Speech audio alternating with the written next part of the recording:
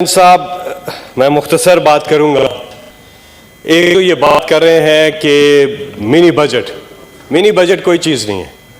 ये finance bill है और इसके हकायक बिल्कुल बिगाड़ कर ये कौम के सामने रख रहे हैं, कौम को गुमराह करने की कोशिश कर रहे हैं।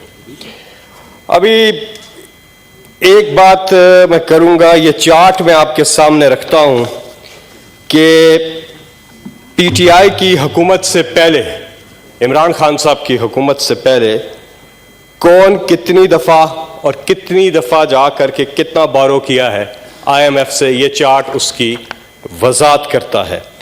बिलखुसूस पीपल्स पार्टी और पीएमएलएन दोनों मिल के इससे पहले 14 दफ़ा आईएमएफ के पास जा चुके हैं। टोटल जो हुजम है आईएमएफ से कर्जों का, उसका 82% सिर्फ इन दो पार्टीज ने लिया है। 82%। ये पिछले सारे अदवार का मिलाकर इन दोनों का 82% हुजम निकलता है। ये आपके सामने फैक्ट्स एंड फिगर्स हैं, तो ये कौम को गुमराह ना करें। और ये जो फाइनेंस बिल है, ये पता नहीं कितने अरब की बात कर रहे हैं। ये बात सच है कि आईएमएफ ने कहा कि 700 अरब रुपए का टैक्स लगाया जाए, लेकिन इमरान खान नहीं माने।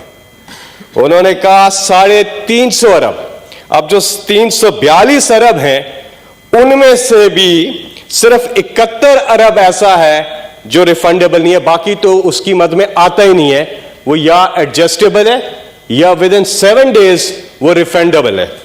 और उसका और लग्जरी आइटम्स पर है, और सिर्फ 2 अरब ऐसा है जो कि बाकी चीजों पे है। उससे गरीब पे कोई असर नहीं पड़ेगा। बल्कि एक जो अच्छी चीज हो रही है, जो नुकता कोई मीर से टैक्स लेकर रेवेन्यू कलेक्शन बढ़ाकर ये हुकूमत गरीबों पे लगाएगी, तो उससे गरीब को फायदा होगा। ये जो ये जो इकदामात जो हैं वो किए जा रहे हैं। स्टेक्स पे टैक्स लग रहा है, स्टेक्स ना खाएं। स्टेक्स जो अमीर तरीन लोग खाते हैं ना, गरीब तो स्टेक नहीं खाता। इसी तरह बाकी आइटम्स हैं, मुझे नहीं पता, एजाज चौधरी साहब को डिटेल पता होगी कि वो कौन कौन से आइटम्स हैं। 2018 कहां था पाकिस्तान, ये देखना बहुत जरूरी है। सारे इदारे खसारे में छोड़ के गई, मुल्क को दिवालिया करके गई पीएमएलएन और पीपल्स पार्टी की हुकूमत।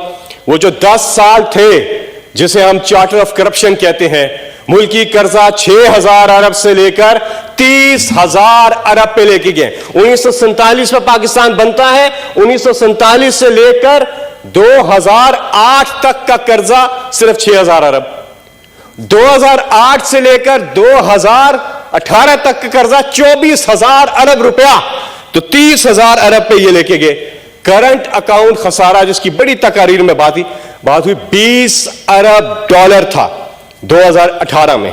रेवेन्यू कलेक्शन निचली सतह पे थी, एक्सपोर्ट्स में जीरो ग्रोथ थी, किसान भरपूर बदहाली का शिकार था, आईटी के शोबे को भरपूर तरीके से नजरअंदाज किया गया था। और ये पिछले जो 10 साल जिसमें मुल्क का कबाड़ा किया गया है, हुक्मरानों ने सरकारी खजाने से अपनी जात के ऊपर पैसे लगाए हैं। आसिफ अली जरदारी ने कोई 50 दौरे किए हैं दुबई के, नवाज शरीफ कोई 25 दौरे लंदन के गए हैं। बड़े बड़े मल्लात, कैंप ऑफिस, सिक्योरिटी पे खर्चे, बैरून मुल्क दौरे, सरे महल, एवन फील्ड अपार्टमेंट्स। हमारे हालात, गरीब के हालात तो बुरे हुए हैं, इनके हालात अच्छे हुए हैं। इनकी ओमनियां ऊपर गई, इनकी टीटियां ऊपर गई, इनके बैरून मुल्क जदादें ऊपर गई, इनका सरमाया ऊपर गया, इनके कारोबार में तरक्की आई, लेकिन आम आदमी गरीब से गरीब हुआ। ये था कल का पाकिस्तान। आज का पाकिस्तान क्या है? आज के पाकिस्तान में अदारों की तेजी से बहाली हो रही है, खसारे खत्म किए जा रहे हैं, उन्हें रिकॉर्ड नफे में बदल दिया जा रहा है। आज हमारी रेवेन्यू कलेक्शन जो है वो अरूज पर है। एक्सपोर्ट्स में, डिप्टी चेयरमैन साहब आप जानते हैं, एक्सपोर्ट्स में नुमाया इजाफा हुआ है। एहसास प्रोग्राम तक के जो अजीम मंसूबे हैं उनका इजरा किया गया है, जिसकी दुनिया ने पजराई की है। एहसास कफालत, एहसास आमदन, इसाद नशोनुमा और सबसे बढ़ के इसाद बिलासूद कर्जे जैसे अजीम मंसूबे जारी हैं।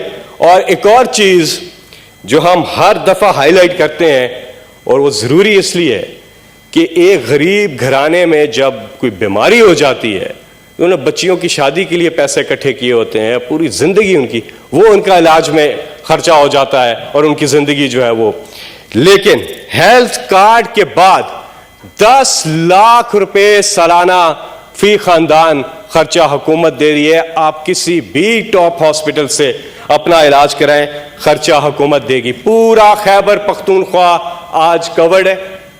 पंजाब इस मार्च के अंदर पूरा पंजाब हो जाएगा। इस्लामाबाद, गिलगित बल्तिस्तान, कश्मीर, बलूचिस्तान, हम सिंध को भी कहते हैं कदम बढ़ाओ, हम तुम्हारे साथ हैं, आओ हेल्थ कार्ड लेकर के आओ, आपको हम सपोर्ट करेंगे। लेकिन ये नहीं लाना चाहते।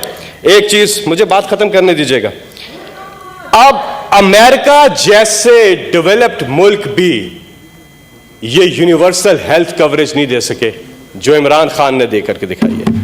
कोरोना 100 सालों में ऐसी एक मुश्किल आती है दुनिया में, कोरोना जैसी। इनके अदवार में अगर कोरोना आ गया होता, मैं यकीन से यह बात कह रहा हूं, तो डॉलर आज 270 का होता। 270 का होता डॉलर अगर इनके दौर में कोरोना आया होता। अल्लाह ताला का करम रहा, हुकूमत की नेक नीयती रही कि मुल्क की तारीख का सबसे बड़ा कोरोना के बीच सोशल असिस्टेंस पैकेज दिया गया। 1.5 करोड़ से ज्यादा मुस्तहक खानदानों को इंतहाई शफाफियत से ये कैश की तरसील की गई। उनकी दुआएं लगी कि पाकिस्तान ने अल्लाह के करम से कोरोना को बड़े जबरदस्त तरीके से मैनेज किया है, जिसकी दुनिया तारीफ करती है। वर्ल्ड इकोनॉमिक फोरम हो, WHO हो, बरतानिया हो, बिल गेट्स हो, जो भी हो, सब तारीफ करते हैं। मुख्तसर सर, बात खत्म हो रही है, नमाज का टाइम है, 1-2 मेंबर और नहीं बोला। कोरोना में जहां दुनिया भर की इकोनॉमी नफी में चली गई, माइनस में चली गई, हमारी ग्रोथ 4% पे रही। दुनिया पूरी में इकोनॉमी श्रिंक की है, नीचे गई है, लेकिन पाकिस्तान में इकोनॉमी को ग्रोथ मिली है। दुनिया भर में महंगाई हुई है, आप सबको पता है, कोरोना के बाद दुनिया भर में महंगाई हुई है। पाकिस्तान में भी महंगाई हुई है, लेकिन अब से पहले हुकूमतें कभी नहीं मानती थी कि महंगाई है, ढीठ बन जाती थी। कौन सी महंगाई, कैसी महंगाई? ये वो वाहिद हुकूमत है जो रियलाइज करती है कि हां आज महंगाई है, और उसी महंगाई को जहां पे काबू पा रहे हैं। और मैं आपको बताऊं, अगले 2.5 से 3 महीने में महंगाई नीचे चली जाएगी। लेकिन इस बीच क्या किया? इस बीच कामयाब पाकिस्तान जैसे मंसूबे लेकर के आए। आटा, घी, दालें डायरेक्ट सब्सिडी दी, 30% सस्ती चीजें दी। 2 करोड़ से ज्यादा घरानों को राशन कार्ड के जरिए डायरेक्ट ये दिया, और इकदाम किए जिनका मैंने जिक्र थोड़ा सा किया भी है कि बिलासूद कर्जे, हर खानदान के फर्द को टेक्निकल एजुकेशन। तो 47 अरब की हमने स्कॉलरशिप्स दी हैं, 47 अरब की स्कॉलरशिप दी है, यह बात भी हाईलाइट नहीं करेंगे। 1 खरब से ज्यादा की सब्सिडी दी जा चुकी है। इसके अलावा कामयाब जवान प्रोग्राम जो है वो तेजी से जारी है। पहले क्या होता था कि इंटरनेशनल मीडिया जो है वो इनकी करप्शन के ऊपर फिल्में बनाता था। BBC की फिल्म है नवाज शरीफ की करप्शन के ऊपर, BBC की फिल्म है आसिफ जरदारी की करप्शन की, इंटरनेशनल किताबें हैं, 4 से 5 किताबें हैं जिसमें उन्होंने इनके करप्शन के जिक्र किया। और वो जो वहां जो किताब लिखी जाती है, वकील को बिठा के लिखी जाती है, कोई बात गलत ना लिखें। अगर गलत लिखी है तो आप उनको सू करें, आपको करप्शन से ज्यादा पैसा उसमें मिल जाएगा। लेकिन ये इनकी पजराई होती थी आलमी मीडिया पे, हमारी कहां पजराई हो रही है? हमारी पजराई हो रही है क्लाइमेट चेंज के ऊपर, एहसास प्रोग्राम के ऊपर, कोविड मैनेजमेंट के ऊपर, और साथ ही में टूरिज्म के ऊपर जो इकदाम किए हैं। तो ये फर्क है। एक आखिर में बात करूंगा, फिर मैं फर्क वाइंड अप करूंगा।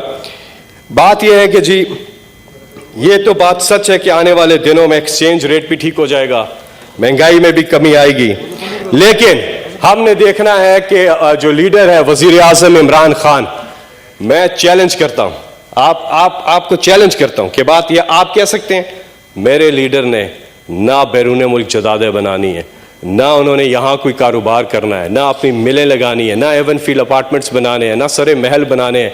उन्होंने जो करना है इस मुल्क के लिए करना है।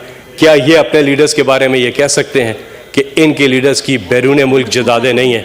ये इस चीज़ पे बात ख़त्म हो जाती है। बाकी इसको थैंक यू जी फैसल साहब। सर मैं थैंक यू जी।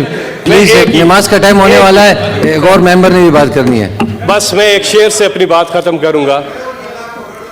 अर्श वाले मेरी तौकीर सलामत रखना, ये इमरान खान के लिए शायर ने कहा। अर्श वाले मेरी तौकीर सलामत रखना, फर्श के सारे खुदाओं से उलझ बैठा हूं।